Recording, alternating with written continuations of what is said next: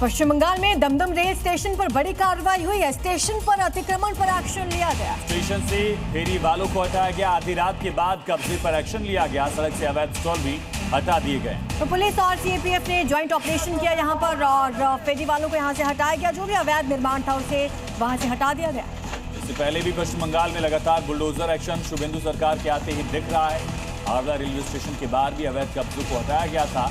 अब दमदम में भी इसी तरह से कार्रवाई दिखी। वीडियो में आप देख सकते हैं कि रेलवे अधिकारियों ने ऊपर धोरा इलाके में अतिक्रमण की गई जमीन को खाली कराने के लिए बुलडोजर का इस्तेमाल किया। अभियान के दौरान कई अवैध झुग्गियों और अस्थायी ढांचों को जो पिछले कई सालों से रेलवे की जमीन पर बनाए गए थे, गिरा दिया गया। अभियान के दौरान रेलवे, पुलिस और राव के जवान बड़ी संख्या में मौजूद रहे।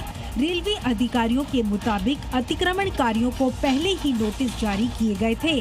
प्रशासन का कहना है कि रेलवे की जमीन को अतिक्रमण मुक्त कराने की कार्यवाही आगे भी जारी रहेगी।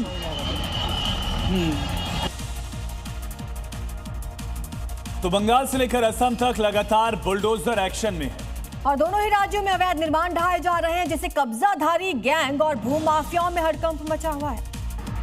हेमंत और शुभेंदु के महाबली हर अवैध को जमींदोज करने के लिए मैदान में उतरे हुए हैं। इन दोनों राज्यों में पीले पंजे का एक्शन जोरदार तरीके से जारी है। तस्वीरें पश्चिम बंगाल के बेहाला और आरामबाग के साथ ही असम के जालुकबारी की है। दूसरी तरफ असम के जालुकबारी में एक बार फिर रेलवे की जमीन पर डिमोलिशन ड्राइव चला और हर कच्चे पक्के मकान को एक एक कर मलबे में तब्दील कर दिया गया। कार्रवाई शुरू होते ही लोग अपने घरों से सामान लेकर बाहर भागते दिखे। बार बार नोटिस देने के बावजूद यहां से नहीं हटने पर ये कार्रवाई की गई है। और इसी बीच बड़ी खबर बंगाल से, जहां पर अधिकारियों के साथ हाथापाई की गई है। उलुबेरिया में टीएमसी नेता से ग्रामीण भिड़ गए। टीएमसी दफ्तर पर गांव वालों ने धावा बोला। आधार वोटर एटीएम का जखीरा मिला था।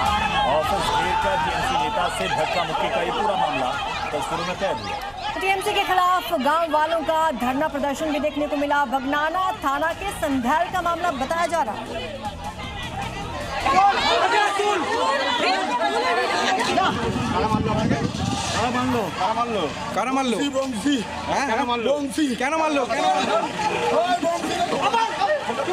और पश्चिम बंगाल की शुभेंदु सरकार ने घुसपैठियों के खिलाफ मुहिम छेड़ दी है। सरकार की नई पॉलिसी डिटेक्ट, डिलीट और डिपोर्ट के बाद अवैध बांग्लादेशियों में हड़कंप मचा हुआ है।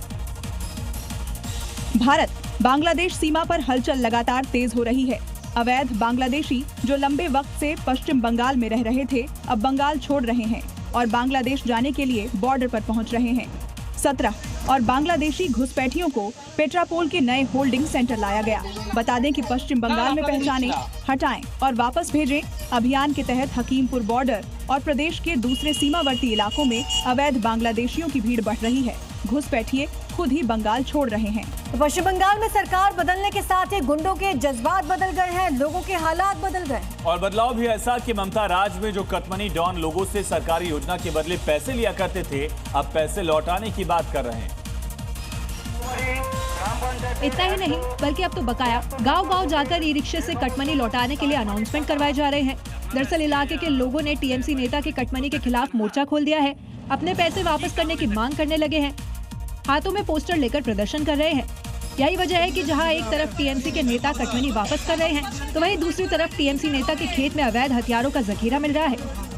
ये तस्वीर उत्तर 24 परगना की है, जहां इलाके के टीएमसी नेता के खेत से अवैध हथियार मिलने के बाद बवाल मच गया। पुलिस ने 3 दोनाली बंदूकें और कारतूस बरामद किए हैं।